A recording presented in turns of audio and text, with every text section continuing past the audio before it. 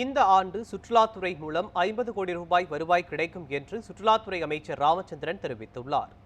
ஒசூரில் உள்ள தமிழ்நாடு உணவகத்தை சுற்றுலாத்துறை அமைச்சர் ராமச்சந்திரன் மற்றும் உணவுப் பொருள் வழங்கல் துறை அமைச்சர் சக்கரபாணி ஆகியோர் ஆய்வு செய்தனர்.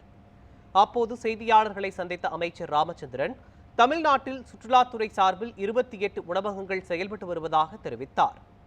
மேலும் ஓசூரில் உள்ள உணவகத்தை சீரமைக்க 1,18,00,000 ரூபாய் நிதி ஒதுக்கப்பட்டுள்ளதாகவும் அமைச்சர் குறிப்பிட்டார். இதனைத் தொடர்ந்து சுற்றுலாத்துறை மூலம் இந்த ஆண்டு தமிழகத்திற்கு 50 கோடி ரூபாய் வருவாய் கிடைக்கும் என்றும் அமைச்சர் ராமச்சந்திரன் நம்பிக்கை தெரிவித்தார். இப்பொழுது ஒரு 28 ஹோட்டல்கள் ரன்னிங்கில் நாங்கள் நேரடியாக நடத்திட்டு இருக்கோம். சில ஹோட்டல்கள் லீஸு கொடுத்துருக்கு, எல்லாமே நல்லபடியாக நடந்துட்டுருக்கு. இந்த ஹோட்டல் கிட்டத்தட்ட பழைய கட்டிடம் இது 15/4/1992 ஆரம்பிக்கப்பட்டது.